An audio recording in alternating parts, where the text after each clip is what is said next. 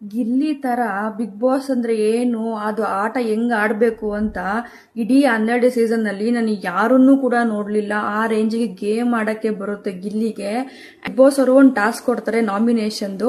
ಯಾರ್ಯಾರು ನಮ್ಮನ್ನ ನಾಮಿನೇಟ್ ಮಾಡಿರ್ತಾರೆ ಅವ್ರದ್ದು ನೇಮ್ ಎಲ್ಲ ಕರೆಕ್ಟಾಗಿ ಗೆಸ್ ಮಾಡಿದ್ರೆ ನಾಮಿನೇಷನಿಂದ ಸೇಫ್ ಆಗ್ತೀವಿ ಅಂತ.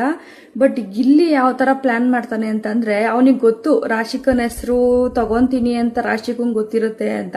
ಬಟ್ ರಾಶಿಕನು ಅಷ್ಟೇ ಎಲ್ಲರೂ ನೇಮು ಕರೆಕ್ಟಾಗಿ ಗೆಸ್ ಮಾಡಿದ್ಲು.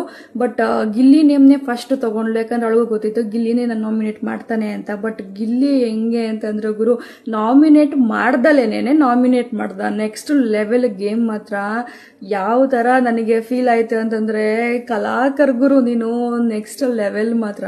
ನನಗಂತೂ ಸಖತ್ತು ಖುಷಿ ಆಯಿತು. ಒಂದು ನಾಮಿನೇಟ್ ಮಾಡ್ದ ಅಂತ ಅಲ್ಲ, ಬಟ್ ಬಿಗ್ ಬಾಸ್ನ ಯಾವ ಥರ ಆಡಬೇಕು ಅಂತ ಆಟ ಇದೆಯಲ್ಲ, ಫುಲ್ ಫಿದಾ ಆಟಕ್ಕಂತೂ. ಇದೇ ಬಿಗ್ ಬಾಸ್ ಆಟ, ಎಲ್ಲರೂ ಕೂಡ ಇದನ್ನೇ ಕಲಿತು ಆಡಬೇಕು. ಆ್ಯಕ್ಚುಲಿ ಹೇಳ್ಬೇಕಂದ್ರೆ ಅವಾಗಲೇ ಮಜಾ ಬರೋದು ಬಿಗ್ ಬಾಸ್ನ ನೋಡೋದಕ್ಕೆ. ಸುಮ್ಮನೆ ಜಗಳ ಮಾಡಿಬಿಟ್ರೆ ಬಿಗ್ ಬಾಸ್ ಅಲ್ಲ. ಸೊ ನಿಮ್ಗೇನಂತ ಅನ್ಸುತ್ತೆ ಕಾಮೆಂಟ್ ಮಾಡಿ. ಹಾಯ್ ಗೈಸ್, ಹೇಗಿತ್ತು ಇವತ್ತಿನ episode? So after a long time, ಅಲ್ಲ ಫಸ್ಟ್ ಟೈಮೇ ಅನ್ಬೋದು, ಈ ಸೀಸನ್ ಫುಲ್ಲು ಬಿಗ್ ಬಾಸ್ನ ನಾನು ಒಂದು ಎಪಿಸೋಡ್ನ ಫುಲ್ ಎಂಜಾಯ್ ಮಾಡ್ಕೊಂಡು ನೋಡಿದ್ದು. Without any complaints, without any fight, without anything. ತುಂಬ ಚೆನ್ನಾಗಿತ್ತು, ತುಂಬ ಎಂಟರ್ಟೈನಿಂಗ್ ಆಗಿತ್ತು. ಎಲ್ಲರೂ ಚೆನ್ನಾಗಿ ಎಂಜಾಯ್ ಮಾಡಿದ್ರು ಅಂತ ಅನ್ನಿಸ್ತು. ಆ್ಯಂಡ್ ಎಂಡ್ ಡೇಸಲ್ಲಿ ಬರ್ತಿದ್ದಾರಲ್ವ, ಇವಾಗ ಎಲ್ರಿಗೂ ವ್ಯಾಲ್ಯೂ ಗೊತ್ತಾಗ್ತಿದೆ. ಆ್ಯಂಡ್ ಇವಾಗೆಲ್ಲ ಚೆನ್ನಾಗಿ ಆಡ್ತಾ ಇದ್ದಾರೆ. ಈ ಟಾಸ್ಕ್ಸ್ ಅಂತೂ ಸಖತ್ ಮಜಾ ಕೊಡ್ತು.